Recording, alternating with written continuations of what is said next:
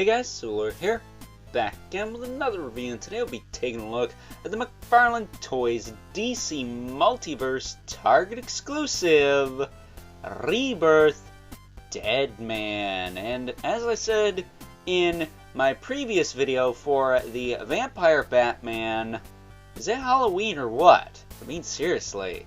And this train's gonna keep rolling into next week, by the way. So stay tuned for more frightful figures in February. That said, Deadman here looking very festive in the red for Valentine's Day. But jokes aside, before we get into the meat and taters of this review, kindly moving Mr. Deadman out of the way here so we can take a look-see at both the front and the back of the packaging, featuring a picture of his mug there, before we toss it off to the side, because we don't need none of that up in here. And now that we have Mr. Deadman back in frame, a little disclaimer, not to bum anyone out, but I'm not going to have any premature size comparison show and tell in this video, because my Kingdom Come Deadman, you know, the Alex Ross style Deadman, that is very, well, he's a little bit older looking than this guy, and the fact that he's a freaking skeleton and his clothes are literally starting to deteriorate and fall off his body. It's sculpted that way, it's not soft goods or anything. I can't actually get to that figure. I'm not quite sure where it is on my DC shelf, but it is very much out of the way, whereas Vampire Batman was close enough for government work and within arm's length, so I could pull him out for comparison in the Vampire Batman video. That said, this guy of course comes with a collectible trading card. The same image as the back of the packaging, as well as a bio on the back that you can pause and read at your own leisure. That said, long story short about Deadman, if you're familiar with Dick Grayson's parents, same thing, only he didn't stay dead. That was morbid and kind of mean. I'm waiting for the alternate reality where Deadman is Nightwing's father. That would be kind of sweet, but I do believe he was axed after Dick Grayson's parents. It was like several years later, so yeah. That said though, he is an acrobat, but now he's a crime fighter. He can possess people. He's got a pretty cool power set. Part of Justice League Dark, which we are building a substantial Justice League Dark in this McFarlane Toys era of DC action figures. I think the only core member we really need now is Zatanna, and you know, while we're at it, I wouldn't mind a classic style Etrigan either, but beggars can't be choosers. We at least got the one, but I would like a more traditional looking one if I had the choice. But as far as this guy's actual accessories go, he does come with two of these kind of smoke effects, spirit effects, if you will, kind of wrap around his arms in various ways. You can get them to fit however you see fit. They're not the best, but not the worst. They have a tendency to fall off sometimes, but if you get them situated right, you should have no problem with that. That said, he also comes with himself as a spirit, and it's literally like the arms and stuff, and while this is freaking awesome, I love this, it doesn't really make sense to have it coming out of him. Now, if we were to take, say, the Blue Beetle or Booster Gold figures I took a look at about a couple of weeks ago now, check that out if you haven't already. Really appreciate it if you did, because that video kind of sucks as far as views go. It would help a lot.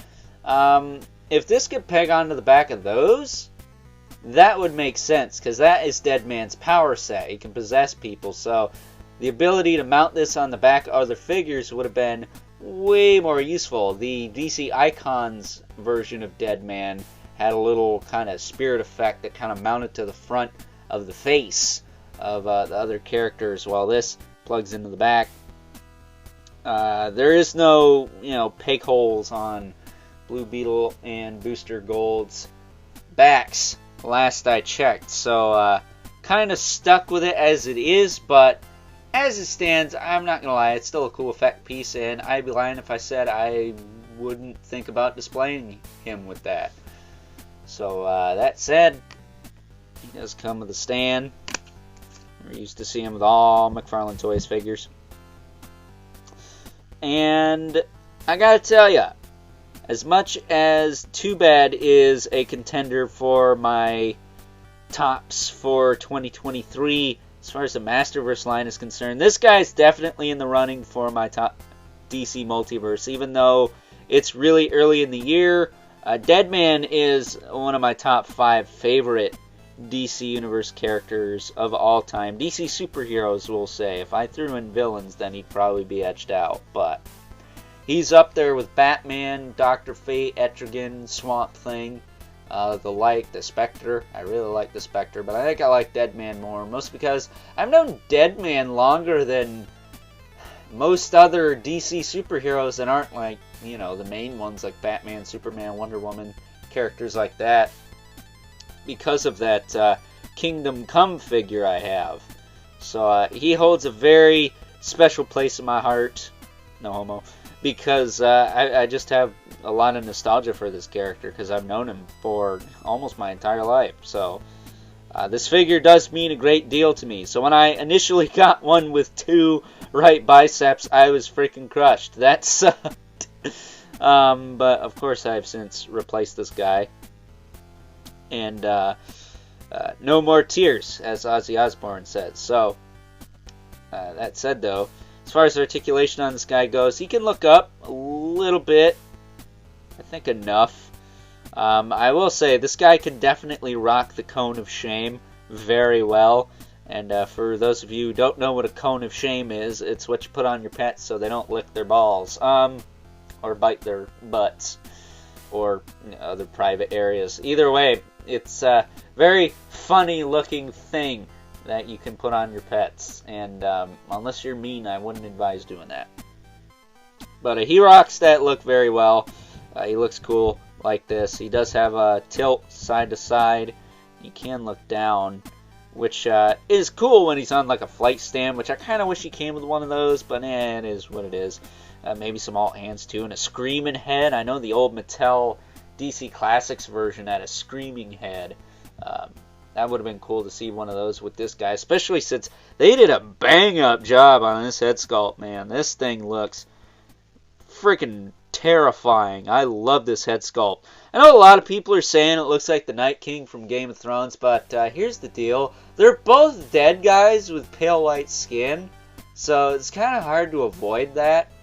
And not for nothing, but Deadman's been rocking this look for like 50 plus years, I think. So Night King can suck on that. That said, that is literally the best thing from Game of Thrones, especially if we're going to count that dumpster fire of an ending. Either way, though, I really like the head sculpt, whether it looks like something else or not. I don't really care because I'll let McFarlane Toys get away with reuse because they don't cost $24.99 like some people's figures. I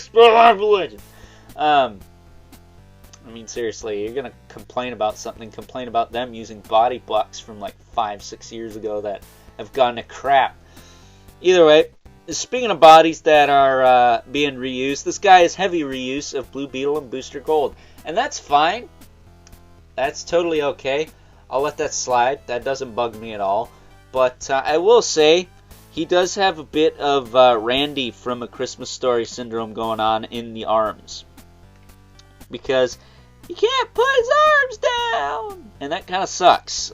He's kind of like a scarecrow. That's literally my only gripe with his figure is you can't put the arms down. Unless you pop the shoulders out of the sockets and flip them around and are okay with the anatomy being kind of out of whack.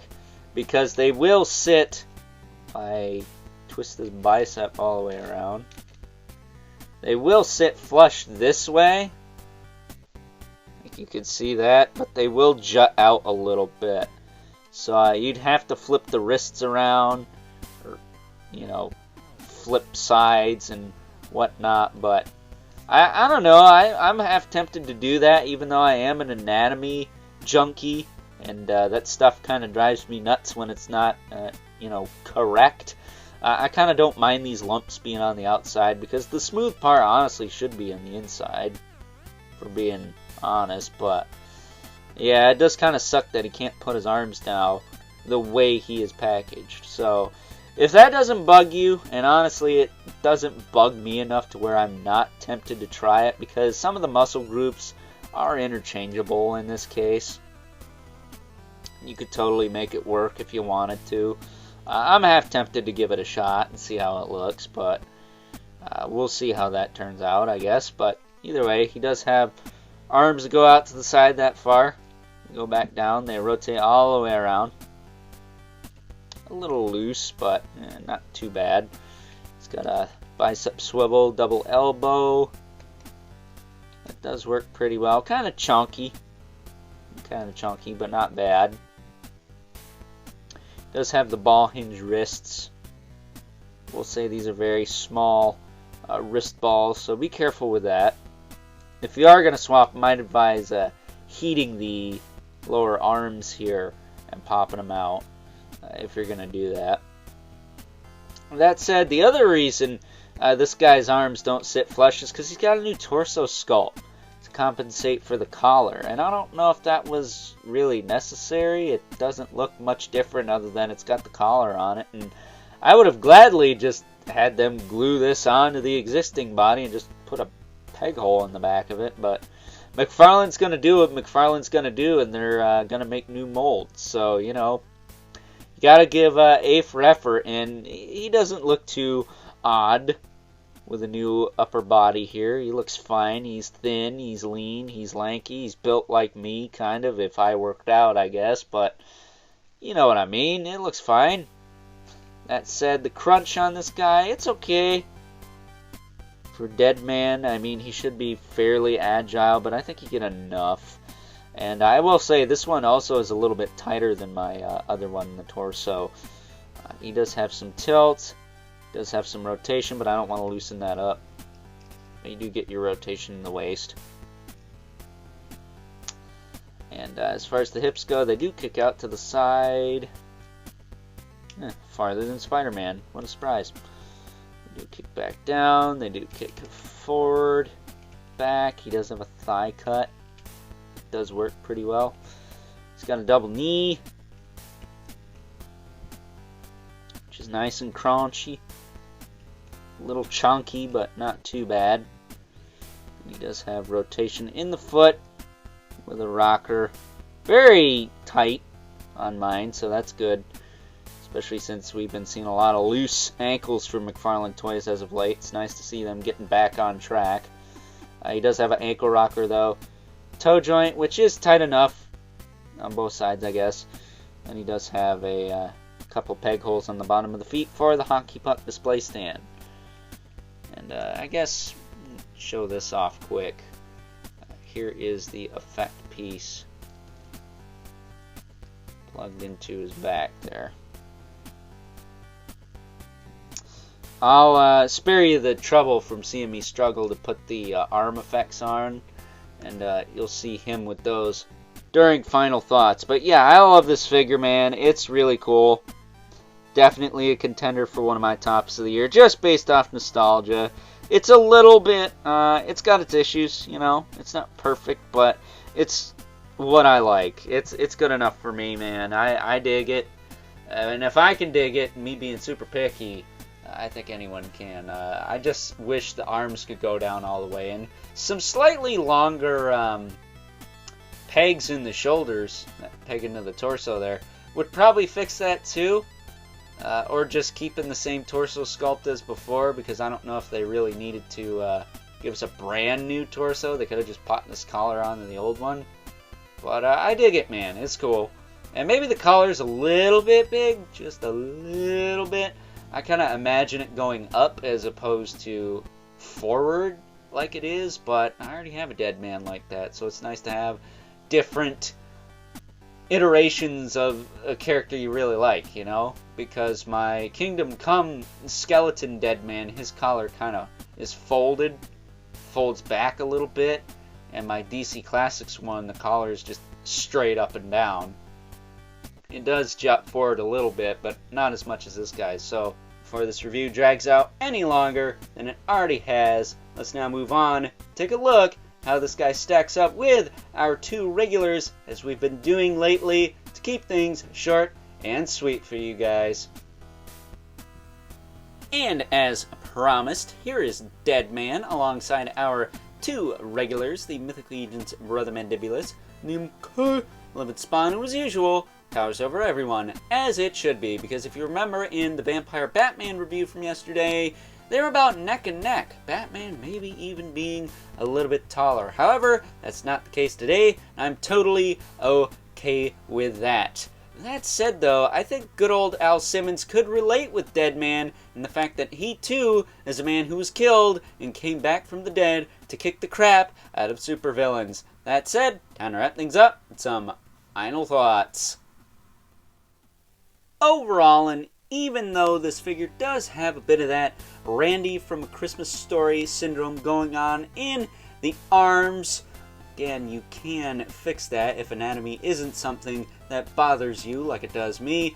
I do still really like this figure, man. Deadman is one of my top 5 favorite DC superheroes of all time, along with, of course, Batman, Dr. Fate, Etrigan, and Swamp Thing. The Spectre is a close second to Deadman here, but I've known Deadman almost my entire 25 years of existence here on this earth, and to finally have a really kick-butt version of this character that I can pose around and play with and enjoy and admire is just really cool, man. So if you happen to find this guy, I would highly recommend you pick him up. Even though he is not the most interesting of the DC Multiverse figures we've gotten from the fine folks over at McFarlane Toys. Now, outside of that head sculpt, that is, even though it does kind of look like the Night King. What's wrong with that? The Night King was the best thing in Game of Thrones. Certainly better in the ending. I still say he is definitely worth your time, because not only does he come with some effects to spruce him up, but it's freaking Deadman. How often would we get characters like this from Mattel? We got them once. Technically twice if you count the variant. And if Hasbro was making DC figures, well, probably wouldn't get them at all. So, with that being said, I hope you guys enjoyed this review. If you're so inclined, please feel free to do all the YouTube rigmarole, as well as hit me up over on Instagram at Overlord Productions. If you ever want to talk toys or anything in particular, that is the #1 best way to get a hold of yours truly. But, as always, keep the comments civil, because the world sucks enough as it is, especially when, why the heck can't Walmart exclusives be as easy to obtain as Target exclusives? I mean, seriously, this guy was not the easiest Target exclusive to get a hold of, but I did see him more than once. Not the same when it comes to the Walmart exclusive, so it is what it is, I suppose. But with that being said, until next time, I'll catch you guys later.